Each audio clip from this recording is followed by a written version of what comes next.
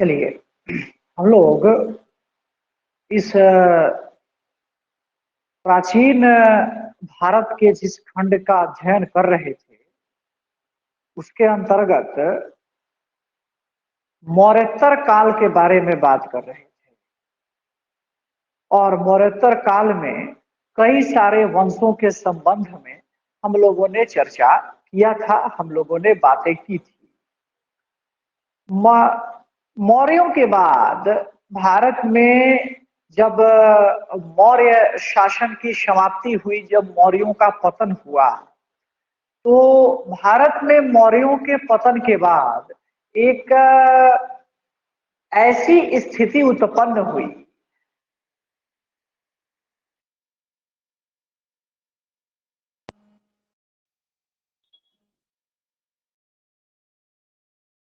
बिखराव की स्थिति उत्पन्न हो गई थी। और उस काल की जो जानकारी के लिए स्रोत रहे हैं वो कई सारी चीजों से इकट्ठा करके और तब उस काल की जानकारी जो है वो ली गई है।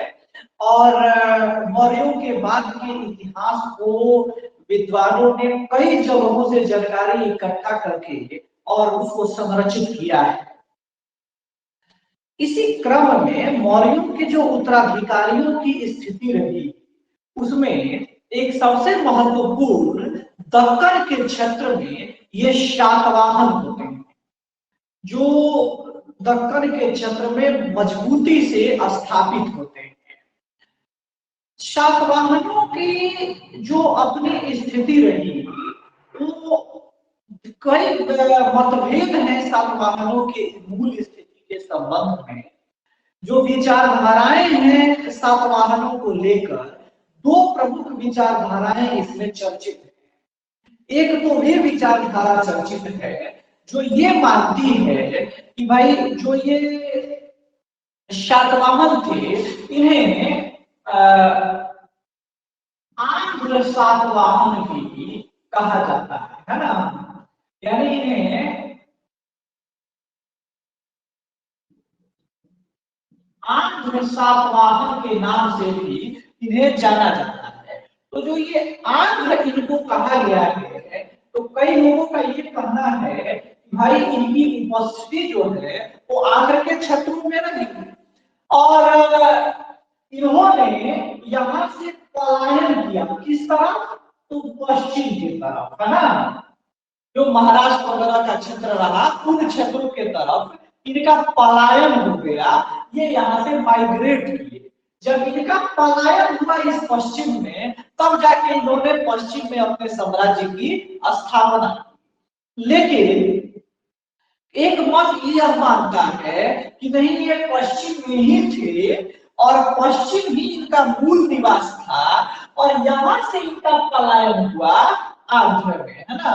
तो ये दो मत हैं जो इनकी स्थितियों के बारे में हमें व्याख्या देते हैं। तो सातवाहन आमतौर पे ऐसी एक मत है कि सातवाहन मौर्यों के प्रशासन में रहे होंगे, मौर्यों के प्रशासन में इनकी भूमिका रही होगी। और कालांतर में जब मौर्य शासन कमजोर हुआ तो इन्होंने दक्षिण के क्षेत्रों में अपने साम्राज्य की स्थापना कर ली, अपने साम्राज्य को स्थापित कर लिया। इनका ये जो लड़ाई है, ये एक जो कलिंग का शासक है खारवेल, उससे भी इनकी लड़ाई होती है और खारवेल के द्वारा इनको इन पश्चिम के क्षेत्रों से भगाया जाता है ना। और ये जब पश्चिम के क्षेत्र से भगाए जाते हैं तो पश्चिम के क्षेत्र से भगाए जाने के बाद ये जाकर उस आंध्र के क्षेत्रों में स्थापित हो जाते हैं और एक बड़े साम्राज्य की स्थापना करते हैं। तो ये कई सारी चीजें इन सातवाहनों के संबंध में व्याख्यायित है, इन सातवाहनों के संबंध में अभिलिखित है। तो हम लोगों को ये एक संदर्भ जान लेना है सातवाहन का, जो हमारी परीक्षा के दृष्टिकोण से इम्पोर्टेंट है। अब ऑप्शनल के दृष्टिकोण से फिर इसका एक अलग अप्रोच हो जाता है। अभी हम लोग जनरल स्टडीज के दृष्टिकोण से जो देख रहे हैं उसी की बात हम लोग आपस में अभी करेंगे, उसी की चर्चा हम लोग आपस में करेंगे। तो शातवाहनों का एक आप हेडिंग बनाइए, शातवाहनों के संबंध में जो पहला टॉपिक हम लोगों को करना है वह है शातवाहनों की भूमिका, यानी इनका एक परिचय जाने कि भाई ये सातवाहन जो थे वो कौन थे, कैसे थे, इनका क्या रोल रहा है, इन सभी बातों को यहाँ पे हम लोग चर्चा के अंतर्गत ले आएंगे और चर्चा के अंतर्गत बातें करेंगे, है ना। तो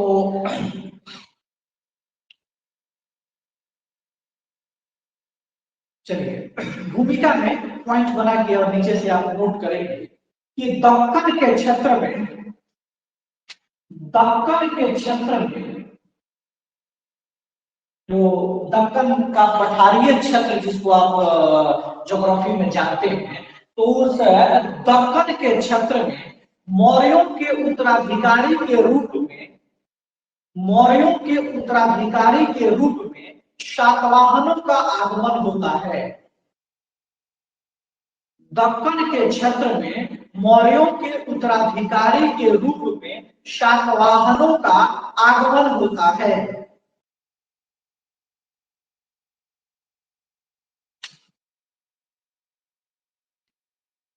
इन्होंने प्रथम सदी ईसा पूर्व में, इन्होंने प्रथम सदी ईसा पूर्व में कनों को पराजित कर, कनों पीछे पढ़ाए हुए है ना,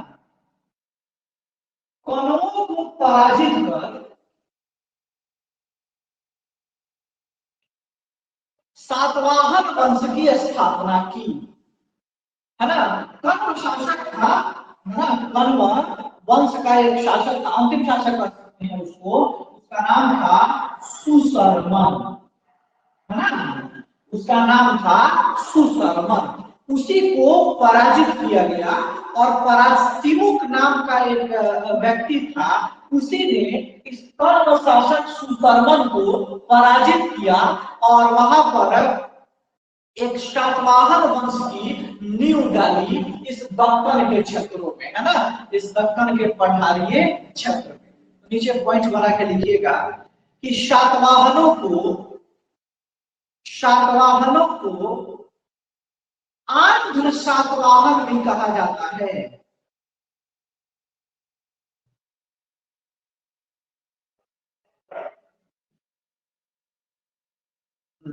शातवाहनों को आंध्र शातवाहन भी कहा जाता है। इसके पीछे भी रीजन है कि इन्हें आंध्र शातवाहन क्यों कहते हैं। तो ये जो सातवाहन वंश है, इस सातवाहन वंश को पुराणों में, जो पुराण है उन पुराणों में इन शातवाहनों को आंध्र कहा गया है ना, आंध्र के नाम से इनको पुकारा गया है, इसीलिए इनको हम आंध्र सातवाहन वंश के नाम से भी जानते हैं, आंध्र सातवाहन वंश के नाम से भी इन्हें बुलाया जाता है। तो नीचे लिखेंगे पॉइंट बना के कि प्रारंभ में, प्रारंभ में सातवाहनों का क्षेत्र महाराष्ट्र के तरफ था,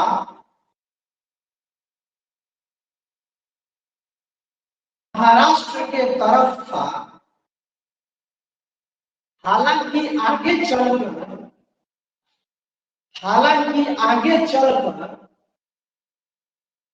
इन्होंने, इन्होंने आंध्र के क्षेत्रों में, आंध्र के क्षेत्रों में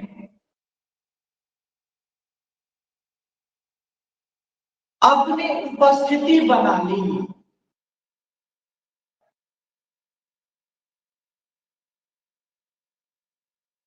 अपनी उपस्थिति बना ली। अब नीचे थोड़ा सा पॉइंट बनाइएगा कि सातवाहनों की उत्पत्ति के संबंध में, सातवाहनों की उत्पत्ति के संबंध में मतभेद है। सातवाहनों की उत्पत्ति के संबंध में मतभेद है। अब क्या मतभेद है और क्या मतांतर है भाई, तो लिखिएगा कि पहले मत का यह मानना है कि पहले मत का यह मानना है कि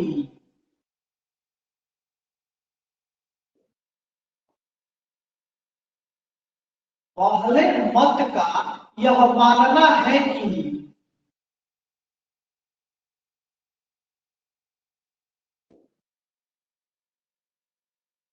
सातवाहनों की उत्पत्ति सातवाहनों की उत्पत्ति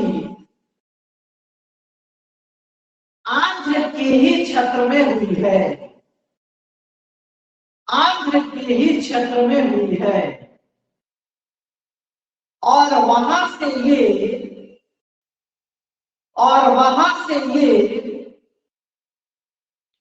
पश्चिमी क्षेत्रों में जाकर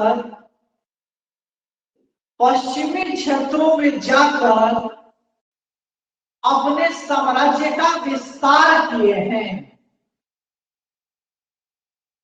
अपने साम्राज्य का विस्तार किए हैं, है ना। और पुराणों में चूंकि इन्हें आंध्र इसलिए कह दिया गया क्योंकि इनकी हुई, तो उसी आंध्र अंचल में उत्पन्न होने के कारण पुराणों में इन्हें आंध्र के नाम से भी पुकारा गया, आंध्र नामकरण किया गया और इसलिए इन्हें आंध्र सातवाहन के नाम से भी जाना जाता है। परंतु दूसरा मत जो है वो इससे अपने को अलग करता है। उसका यह मानना है कि भाई जो आंध्र सातवाहन थे वे बेसिकली पश्चिम में ही थे और उन्होंने कालांतर में अपना पलायन किया और उनका पलायन जो हुआ वो पलायन हुआ आंध्र प्रदेश के क्षेत्रों में, है ना। वो आंध्र के क्षेत्रों में पलायन हुए और चूंकि ये आंध्र के क्षेत्र में जाकर बसे इसलिए उस अंचल का नाम इन्हीं के नाम पर आंध्र पड़ गया, है ना। ये बड़ा इंपॉर्टेंट बात है। तो थोड़ा सा लिखिएगा पॉइंट नीचे बना के कि दूसरे मत के अनुसार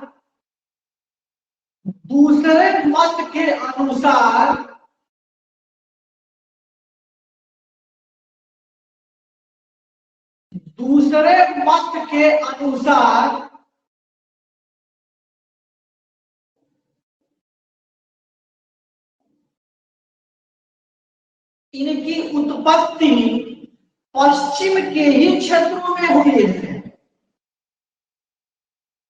पश्चिम के ही क्षेत्रों में हुई है, परंतु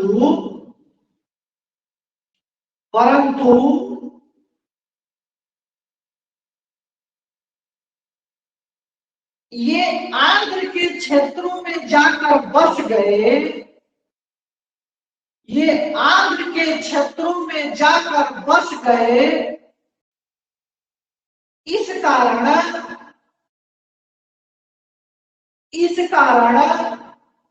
उस पूरे अंचल का नाम भी आंध्र हो गया, है ना। ये दो अलग अलग मत हैं जो इनकी उत्पत्ति के संबंध में अलग अलग बातें जो है वो कहते हैं, अलग अलग चीजें आपके सामने रखते हैं।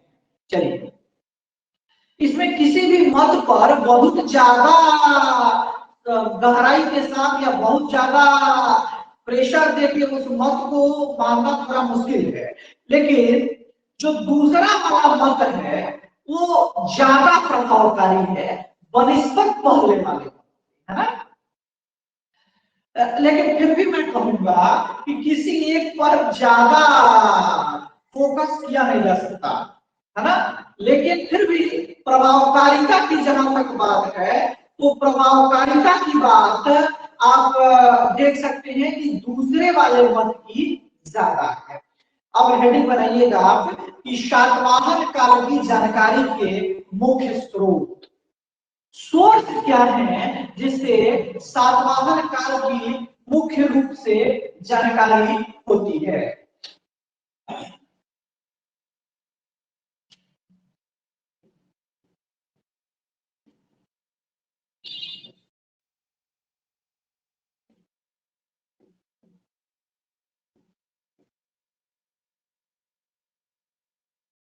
उसकी जानकारी होती है जो शातवाहन काल की जानकारी के क्या क्या स्रोत है। देखिए दो बड़ा महत्वपूर्ण स्रोत,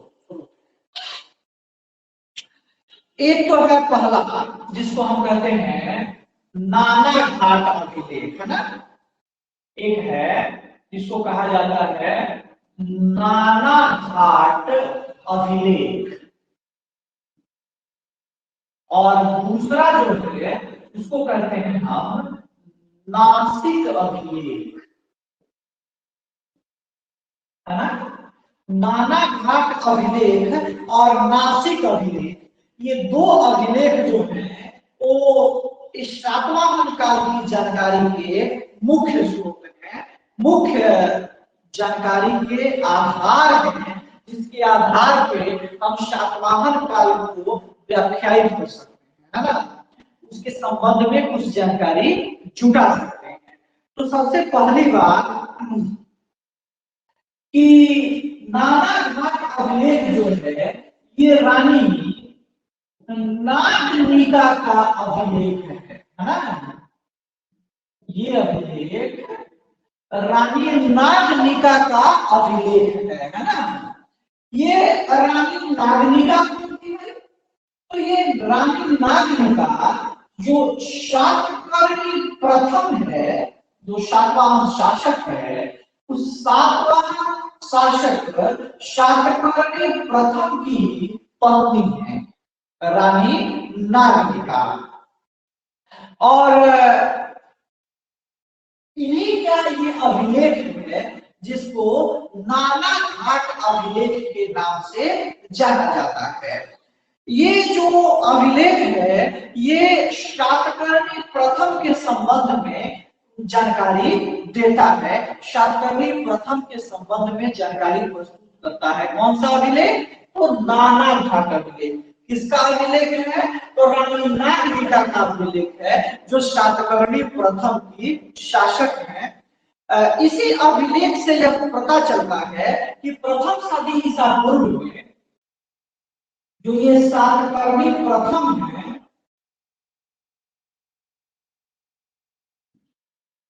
प्रथम सदी ईसा पूर्व में ब्राह्मणों को भूमि दान करने का जो प्रमाण है, भूमि दान करने का जो साक्ष्य है वो इसी अभिलेख से मिलता है। यानी सातवाहन जो शासक है उसमें शातकर्णी प्रथम, उसके द्वारा जो ब्राह्मणों को भूमि दान किया गया, उस भूमि दान करने का साक्ष्य हमें मिलता है इसी नाना घाट अभिलेख से। जो किसका अभिलेख है? रानी नागनिका का अभिलेख है, जो रानी नागनिका इस शातकर्णी प्रथम की पत्नी है ना। ऐसा कह सकते हैं कि भारत में ये भूमि दान के जो अभिलेख है, भूमि दान के जो साक्ष्य हैं, उसका यह प्रथम साक्ष्य है ना। यह प्रथम अभिलेख है जो यह बात प्रमाणित करता है, जो यह बात स्थापित करता है कि भाई भूमि दान किया जा रहा था, है ना। तो यह भूमि दान का साक्ष्य इसी से मिलता है, इस नाना घाट अभिलेख से। तो ये सवाल बन सकता है कि भारत में भूमि दान से संबंधित पहला अभिलेख कौन है? तो उसका उत्तर है नाना घाट अभिलेख, जो किससे संबंधित है? रानी नागनिका से संबंधित है। और ये रानी नागनिका किससे संबंधित है? तो शातकर्णी प्रथम से संबंधित है, शातकर्णी प्रथम की पत्नी है ना। तो ये हम लोगों के लिए ये अभिलेख के संबंध में बड़ा महत्वपूर्ण है। एक दूसरा अभिलेख है जिसका नाम है नासिक अभिलेख, है ना। यह भी सातवाहन के कालों की जानकारी के संबंध में महत्वपूर्ण स्रोत है ना। प्रीलिम्स की परीक्षा में ऐसे ही प्रश्न जो है वो आपकी परीक्षा में आएंगे, इसी प्रकार के प्रश्न आपकी परीक्षा में पूछे जाएंगे, है ना, जिसमें आप कई इस तरह के कूट आधारित प्रश्न भी आ सकते हैं, या आपसे स्वतंत्र प्रश्न भी इससे पूछे जा सकते हैं, है ना।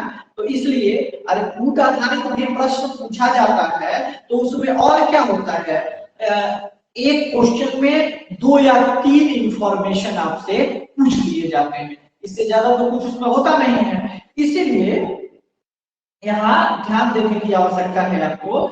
नासिक अभिलेख एक बड़ा महत्वपूर्ण अभिलेख है उस काल का, और यह जैसे नानाघाट अभिलेख जो है वो रानी नागनिका का अभिलेख है, वैसे ही जो नासिक अभिलेख है ये गौतमी बलश्री का अभिलेख है ना।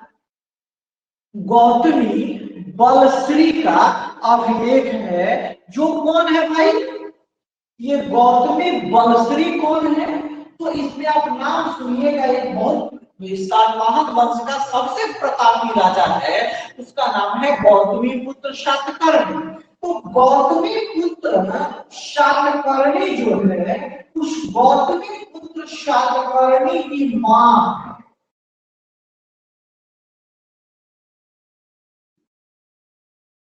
गौतमी पुत्र शातकर्णी की मां है गौतमी बलश्री, और ये जो नासिक अभिलेख है ये इन्हीं से संबंधित है। तो यहाँ आप कंपैरेटिव स्टडी कर सकते हैं दोनों के बीच में। जैसे नानाघाट तो रानी नागनिका का अभिलेख है।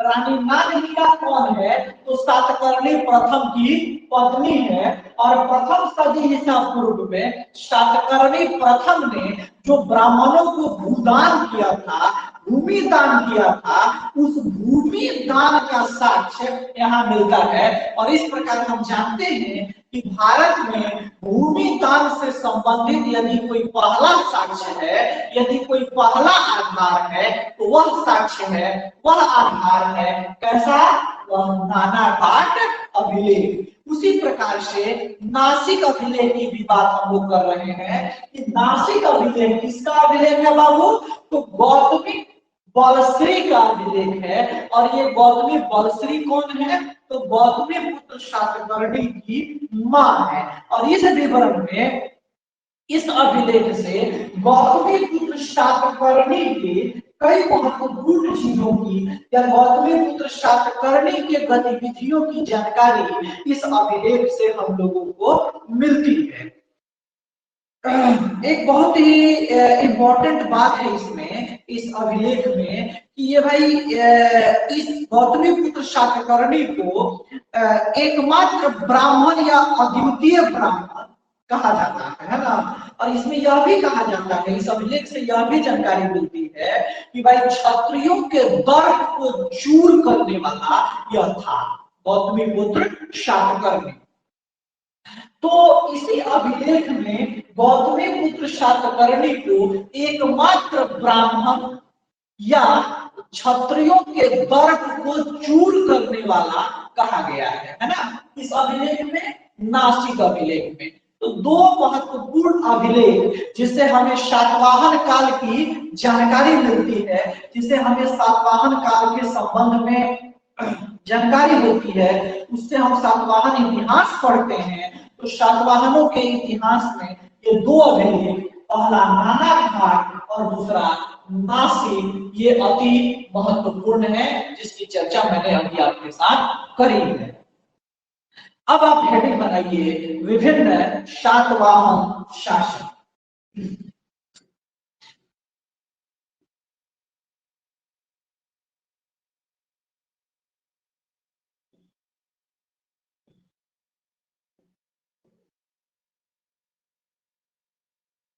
विभिन्न सातवाहन शासक, है ना। तो विभिन्न सातवाहन शासक जो हैं, शासकों में पहला नाम जो है वो सिमुक का है ना, पहला नाम सिमुक का है। अभी थोड़े दिन पहले मैंने इससे आपसे बात भी करी थी कि कण्व वंश का अंतिम शासक सुशर्मन, उस सुशर्मन की हत्या करके सिमुक ने शातवाहन वंश की नींव रखी थी, शातवाहन वंश को स्थापित किया था। तो हम लोगों को इसी सिमुक के बारे में थोड़ा सा जानना है, इसी सिमुक के बारे में थोड़ा सा हम लोगों को समझना है। तो सिमुक, और इसमें पॉइंट बना के सिमुक के बारे में पहला विवरण आप अपने कॉपी में नोट करेंगे, लिखिएगा। शातवाहन वंश का संस्थापक सिमुक ही है। शातवाहन वंश का संस्थापक सिमुक ही है।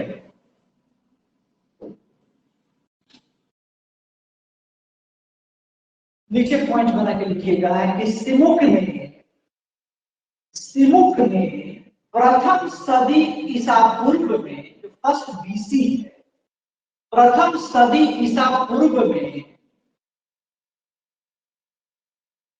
कण्व वंश के अंतिम शासक, कण्व वंश के अंतिम शासक सुशर्मन की हत्या करके, सुशर्मन की हत्या करके शातवाहन वंश की नींव रखी।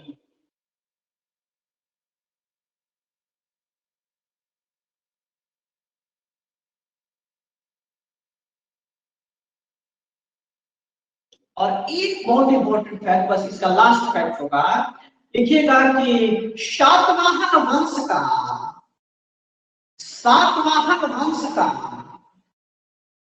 सबसे पुराना अभिलेख,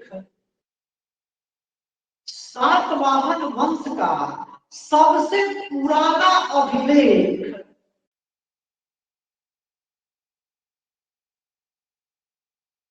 सिमुक से ही संबंधित माना जाता है। शातवाहन वंश का सबसे पुराना अभिलेख सिमुक से ही संबंधित माना जाता है। ये बहुत इंपॉर्टेंट है, ये सवाल पूछे जाते हैं परीक्षा में कि शातवाहन वंश का सबसे पुराना अभिलेख किस शासक से संबंधित है, तो उत्तर है उसका सिमुक से संबंधित है। ये वही सिमुक है जिसने शातवाहन वंश की नींव डाली थी प्रथम सदी ईसा पूर्व में। अगले शासक का नाम आप लिखिएगा शातकर्णी प्रथम। शातकर्णी प्रथम, है ना।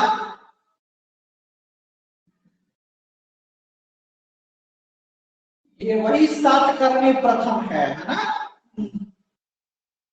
जो जिसका अभी चर्चा मैंने नाना घाट अभिलेख के संबंध में आपके साथ करी है कि किसी की पत्नी थी रानी नागनिका, और रानी नागनिका ने से संबंधित जो नाना घाट अभिलेख है वह भूमिदान वाला जो कंसेप्ट है, वह पहला भूमिदान का साक्ष्य वहां से मिलता है। आपके एग्जाम के दृष्टिकोण से ये सबसे इंपॉर्टेंट फैक्ट है ना, आपके परीक्षा के दृष्टिकोण से ये भूमि दान से संबंधित जो तथ्य है ये सबसे महत्वपूर्ण है ना। चलिए, शातकर्णी प्रथम लिखिएगा कि इसके समय ही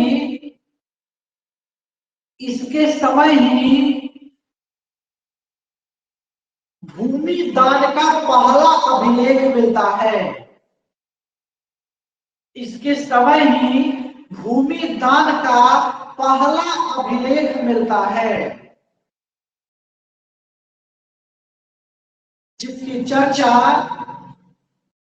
चर्चा नाना घाट अभिलेख में है।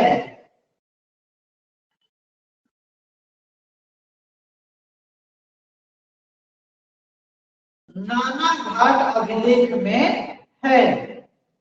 नीचे पॉइंट बना के लिखिएगा कि शातकर्णी प्रथम ने सातकर्णी प्रथम ने 2 अश्वमेध यज्ञ, 2 अश्वमेध यज्ञ और एक राजसूय यज्ञ किया। 2 अश्वमेध यज्ञ तथा एक राजसूय यज्ञ किया।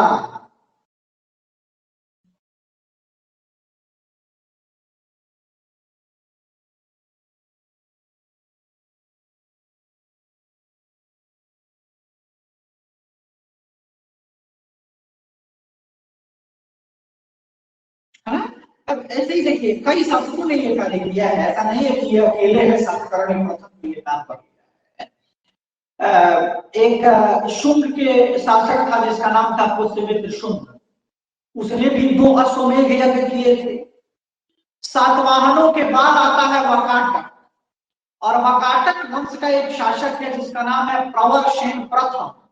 प्रवरसेन प्रथम ने 4 अश्वमेध यज्ञ किए थे। इस प्रकार से ऐसा नहीं है कि यह एकमात्र यही एक शासक है जो ये काम किया है। कई शासकों ने यह अश्वमेध यज्ञ करने के कार्य जो है वो संपादित किए हैं, उनके द्वारा ये कार्य हुआ है। उसी में से एक यह भी है सातकर्णी प्रथम जिसने ये काम किया है। और अश्वमेध यज्ञ के और राजसूय यज्ञ, 2 अश्वमेध यज्ञ और एक राजसूय यज्ञ करने के साक्ष्य जो है वो इसके मिलते हैं। तो ये है पहला है सातवाहन शासकों में से मुख जो इस वंश का संस्थापक है, कण्व वंश के अंतिम शासक।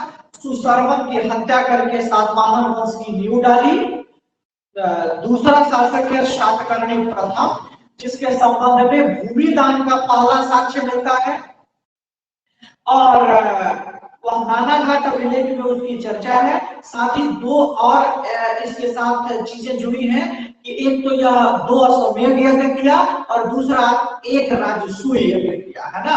ये 2 महत्वपूर्ण संदर्भ इसके साथ है।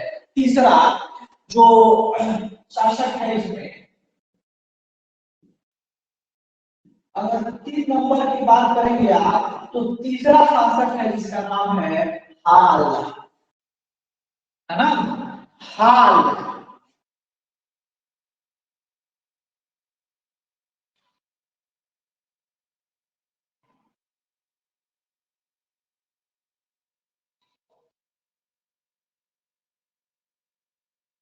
लिखिएगा कि यह सातवाहन शासक, ये हाल के बारे में बात हो रही है ना। यह सातवाहन शासक मुख्यतः अपने, यह सातवाहन शासक मुख्यतः अपने साहित्यिक अभिरुचियों के कारण चर्चित हुआ। यानी हाल की जो अभिरुचि थी, जो इंटरेस्ट था, वो बहुत हद तक साहित्य में था, लिटरेचर में था। तो यह अपने साहित्यिक अभिरुचियों के कारण ही सर्वाधिक चर्चा में रहा है, सर्वाधिक इसकी चर्चा रही है। नीचे लिखिएगा कि हाल ने प्राकृत भाषा में, हाल ने प्राकृत भाषा में गाथा सप्तशती की रचना की, है ना। हाल ने प्राकृत भाषा में गाथा सप्तशती की रचना की। जैसा कि मैंने पहले भी इसको बताया आपके साथ कि भाई यह अपने साहित्य की रुचियों के कारण चर्चा में है। तो साहित्य की जब इसकी रुचि है तो स्वाभाविक बात है कि कुछ लिखेगा भी। तो इसने प्राकृत भाषा में एक ग्रंथ की रचना की और उसका नाम है गाथा सप्तशती।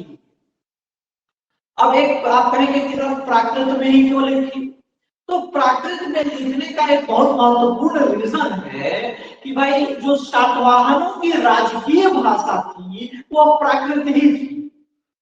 सातवाहनों की राजकीय भाषा प्राकृत ही थी। तो हाल में जो रचना भी लिखी गाथा सप्तशती वो उसने अपने राजकीय भाषा में ही लिखा, प्राकृत में लिखा।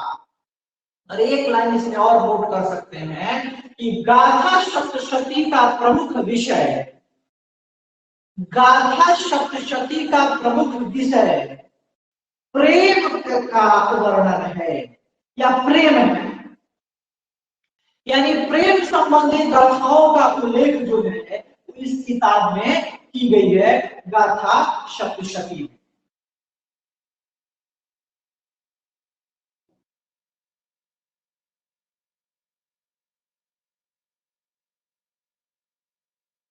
चलिए, ये है हाल के बारे में कुछ महत्वपूर्ण चीज। ये गाथा सप्तशती से जुड़ा है इसलिए इंपॉर्टेंट है, ध्यान रखिएगा।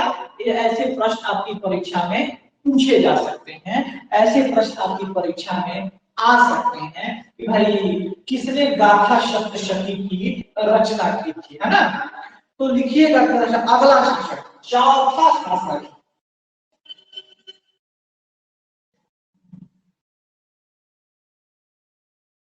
गौतमी पुत्र शातकर्णी। गौतमी पुत्र शातकर्णी,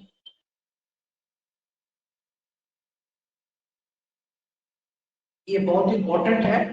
और इस वंश का सबसे महत्वपूर्ण शासक जो है ये गौतमी पुत्र शातकर्णी ही है ना। गौतमी पुत्र शातकर्णी ही इस वंश का सबसे इंपॉर्टेंट शासक है। तो लिखिएगा इसमें पहला पॉइंट आप नोट डाउन करेंगे, लिखिएगा कि गौतमी पुत्र शातकर्णी को, गौतमी पुत्र शातकर्णी को सातवाहन वंश का, सातवाहन वंश का सबसे प्रतापी शासक माना जाता है। सबसे प्रतापी शासक माना जाता है।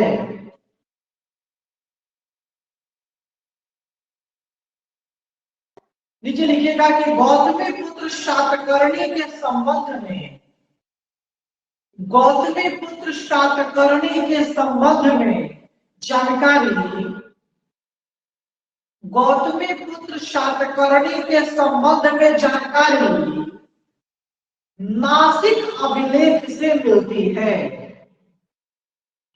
नासिक अभिलेख से मिलती है।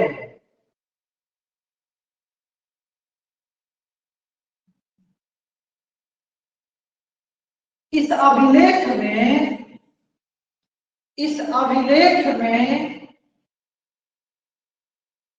इसे, इसे कहने का मतलब है गौतमी पुत्र शातकर्णी को, इसे एकमात्र ब्राह्मण,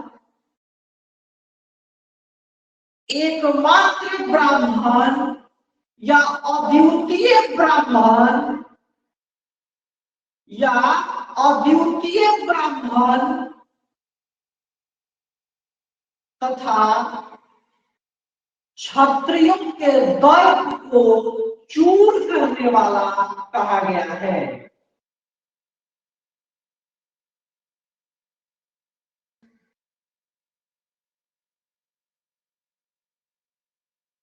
नेक्स्ट पॉइंट, गौतमी पुत्र शातकर्णी को, गौतमी पुत्र शातकर्णी को वर्णाश्रम व्यवस्था का, वर्णाश्रम, वर्णाश्रम किसको कहते हो आप, वर्णाश्रम व्यवस्था का संस्थापक, वर्णाश्रम व्यवस्था का, वर्णाश्रम मतलब जो चार वर्ण है, ब्राह्मण क्षत्रिय वैश्य शूद्र, है ना। वर्णाश्रम व्यवस्था का संस्थापक तथा वर्ण संकर को, वर्ण संकर को रोकने वाला भी कहा गया है। वर्ण संकर को रोकने वाला भी कहा गया है।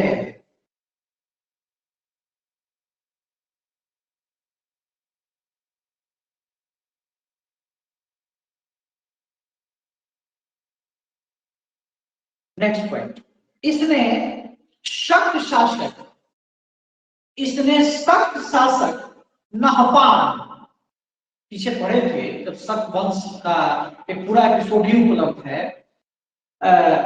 शक शासक नहपान, ब्रैकेट में लिख लो, छहरात वंशी पढ़ाए थे, छहरात वंश का था ये नहपान।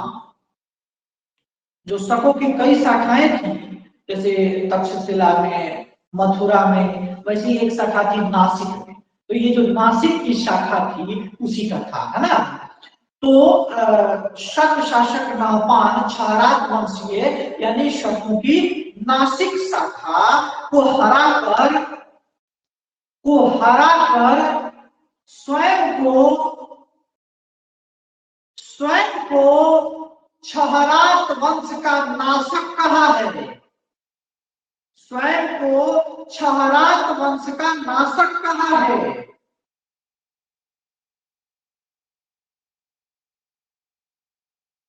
और इसी का पुत्र है तो वशिष्ठ पुत्र पुलवामी, है ना।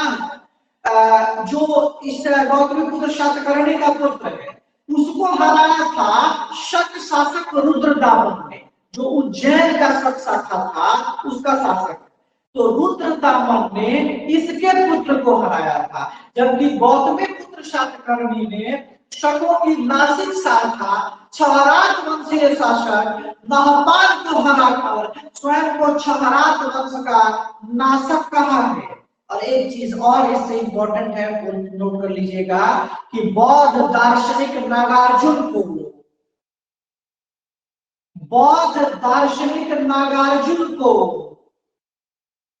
कई विद्वानों ने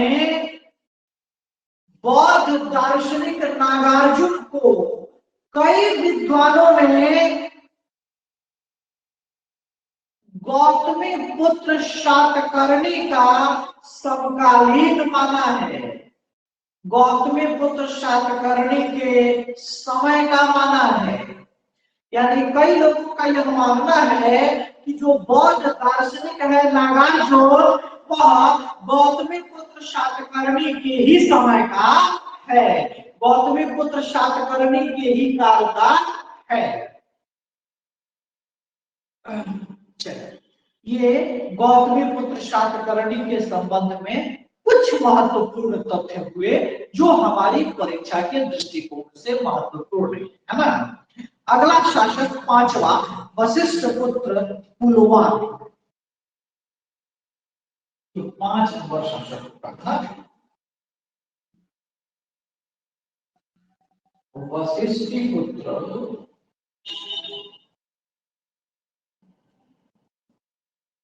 पुलवामी। वशिष्ठ पुत्र पुलवामी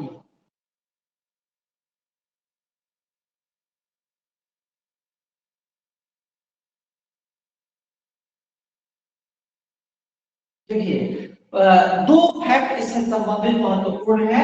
पुलवामी ने अपना राजधानी जो है वह प्रतिष्ठान बनाया। प्रतिष्ठान कहाँ? तो महाराष्ट्र, है ना। इसने अपनी राजधानी बनाया प्रतिष्ठान, इसको पैठान के नाम से भी जाना जाता है। तो प्रतिष्ठान इसने अपनी राजधानी बनाया और ऐसा माना जाता है कि जो उज्जैन का शक शासक है,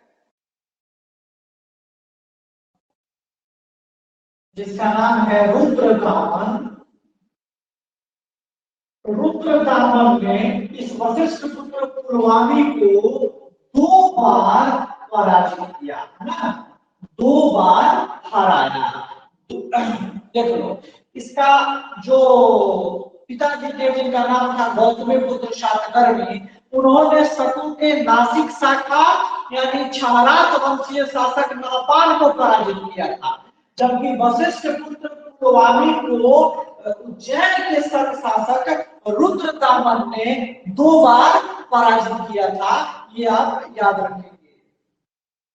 एक अगला शासक होगा जिसका नाम होगा शिव श्री शातकर्णी, है ना।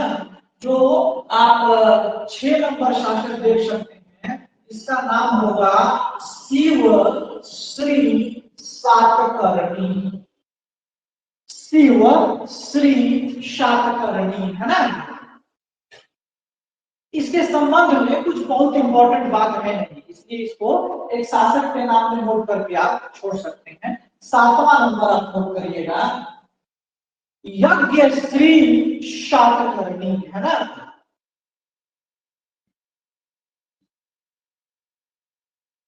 यज्ञ श्री शातकर्णी।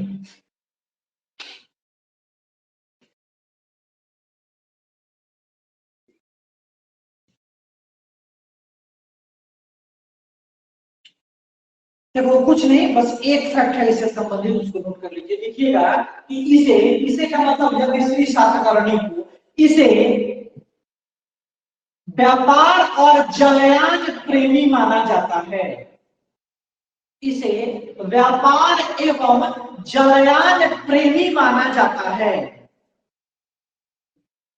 व्यापार एवं जलयान प्रेमी माना जाता है। और इसके सिक्कों पर जलयान का चित्र अंकित है। इसके सिक्कों पर जलयान के चित्र का अंकन है। कुल मिला के ये कुछ प्रमुख शासक हैं, सिमुक, सातकर्णी प्रथम, हाल, गौतमीपुत्र सातकर्णी, वशिष्ठ पुत्र पुलगामी, शिव श्री सातकर्णी और यज्ञ श्री सातकर्णी। इसलिए इसमें सबसे महत्वपूर्ण शासक अगर कोई है वह है गौतमीपुत्र सातकर्णी। और शिमुक को इसलिए याद रखा जाना चाहिए क्योंकि वह इस वंश का संस्थापक है। और सातकर्णी प्रथम के संबंध में भूमिदान का पहला साक्ष्य है। और हाल ने गाथा सप्तशती की रचना की। जब क्यों, किस भाषा में? प्राकृत भाषा में। क्यों प्राकृत भाषा में? क्योंकि सातवाहनों की वो राजकीय भाषा थी। बस अब हेडिंग बनाइए, सातवाहनों का पतन, है ना। सातवाहनों का पतन, उसको नेक्स्ट क्लास में हम लोग करेंगे। आज के लिए इतना ही। Thank you.